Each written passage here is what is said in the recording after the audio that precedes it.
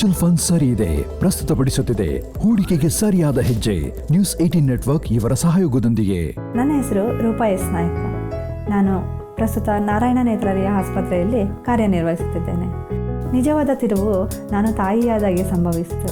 ಏಕೆಂದರೆ ನನ್ನ ಮಗಳನ್ನು ನನ್ನ ಕೈಯಲ್ಲಿ ಹಿಡಿದಾಗ ಅವಳಿಗೆ ಪ್ರೀತಿ ಮಾತ್ರವಲ್ಲದೆ ಅದಕ್ಕೆ ಮೀರಿದ್ದನ್ನು ಕೊಡಬೇಕೆಂದು ನನಗೆ ತಿಳಿಯಿತು.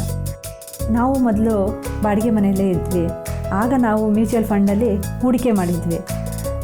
ನನ್ನ ಪತಿ ಒಬ್ಬ ಕ್ರಿಕೆಟ್ ಪ್ಲೇಯರ್ ಆಗಿದ್ದರು. ಅವರು ಗೆದ್ದಂಥ ಟ್ರೋಫೀಸ್ನ ನಾವು ಬಾಡಿಗೆ ಮನೆಯಲ್ಲಿದ್ದಂಥ ಕಾರಣ ನಾವು ಈ ಮನೆಯಿಂದ ಆ ಮನೆ, ಆ ಮನೆಯಿಂದ ಈ ಮನೆಗೆ ಶಿಫ್ಟ್ ಮಾಡುವಾಗ ತುಂಬ ಕಷ್ಟ ಆಗ್ತಾಯಿತ್ತು. ನಾನು ನನ್ನ ಪತಿ ಒಂದು ಸರ್ತಿ ಕೂತ್ಕೊಂಡು ಯೋಚನೆ ಮಾಡಿದ್ವಿ, ನಾವು ನಮ್ಮ ಸ್ವಂತ ಮನೆಯನ್ನು ತಗೋಬೇಕು ಅಂತ. ಆಗ ನಮ್ಮ ಎಲ್ಲ ಟ್ರೋಫೀಸ್ನ ಒಂದು ಕಡೆ ಇಟ್ಟು ನಾವು ಸುರಕ್ಷಿತವಾಗಿರ್ಬೋದು ಅಂತ. ಆಗ ನಾವು ಮ್ಯೂಚುವಲ್ ಫಂಡಲ್ಲಿ ಮೊದಲೇ ಹೂಡಿಕೆ ಮಾಡಿದಂತಹ ಪ್ರಯತ್ನದ ಫಲವಾಗಿ ನಾವು ಒಂದು ಮನೆಯನ್ನು ಖರೀದಿ ಮಾಡಲು ಸಾಧ್ಯವಾಯಿತು. ಹಣವನ್ನು ಉಳಿಸುವುದು ಮುಖ್ಯವೆಂದು ನನಗೆ ತಿಳಿದಿತ್ತು. ನಾನು ನಿಜವಾಗಿಯೂ ಬಯಸಿದ್ದೇನೆಂದರೆ ನನ್ನ ಹಣವು ನನ್ನ ಮಕ್ಕಳಂತೆ ಬೆಳೆಯಬೇಕೆಂದು ನಾನು ಇಚ್ಛಿಸಿದೆನು. ಇದಕ್ಕಾಗಿ ನಾನು ನನ್ನ SIPಗಳನ್ನು ಹೆಚ್ಚಿಸಿಕೊಂಡೆನು.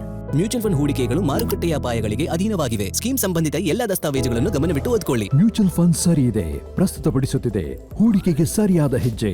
ನ್ಯೂಸ್ 18 ನೆಟ್ವರ್ಕ್ ಇವರ ಸಹಯೋಗದೊಂದಿಗೆ.